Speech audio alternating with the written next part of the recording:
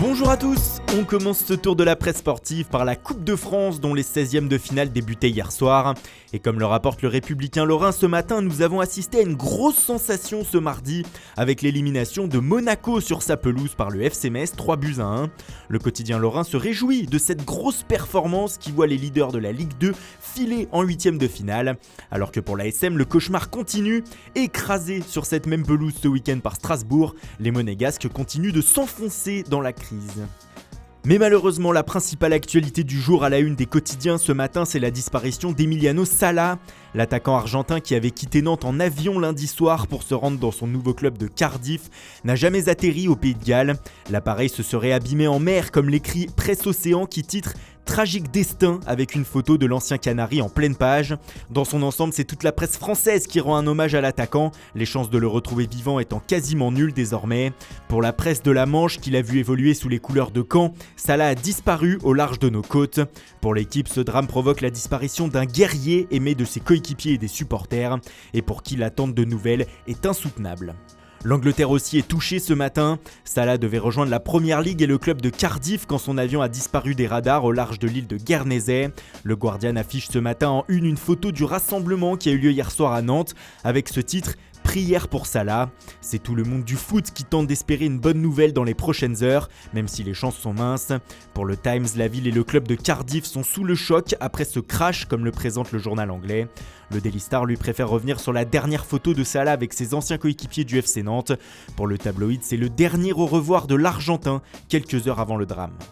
D'autres journaux anglais affichent sur leur une quelques phrases qui ont marqué la journée d'hier, comme le témoignage de Ken Shaw, le directeur général du club de Cardiff que l'on retrouve en première page du Sun.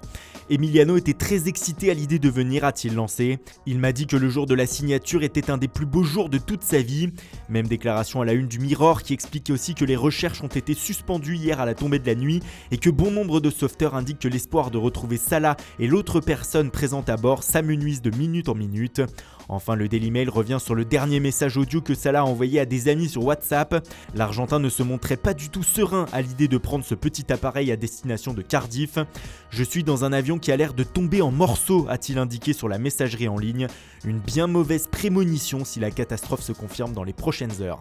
Cet enregistrement audio a été révélé par des médias argentins dont le journal Olé qui fait bien entendu ce matin sa une sur Salah avec ce titre « Le pire présage ».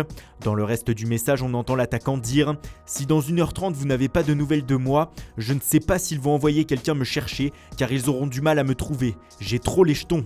Dans un autre journal argentin, La Nación revient sur l'émotion que suscite ce drame. Le football secoué par la disparition de Salah, avec encore une fois des images du rassemblement qui a eu lieu à Nantes hier. Enfin, l'émotion est mondiale et se retrouve dans des pays où Salah n'a pas joué ou dont il n'est pas originaire, comme l'Italie.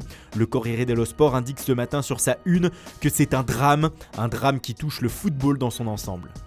Allez, on termine tout de même par une note un petit peu plus positive. Les supporters de l'OM doivent être ravis ce matin puisque le club phocéen a enfin trouvé son grand attaquant. Mario Balotelli va en effet s'engager aujourd'hui avec l'Olympique de Marseille. La Provence lui souhaite donc la bienvenue en italien dans le texte sur sa première page. À Marseille, l'attaquant signera un contrat de 5 mois et touchera un salaire de 4 millions d'euros bruts hors prime, soit beaucoup mieux qu'à Nice. À Nice justement où l'on s'attendait au départ de Ballot, mais sans savoir la destination, eh bien ce sera Marseille comme l'écrit Nice Matin aujourd'hui.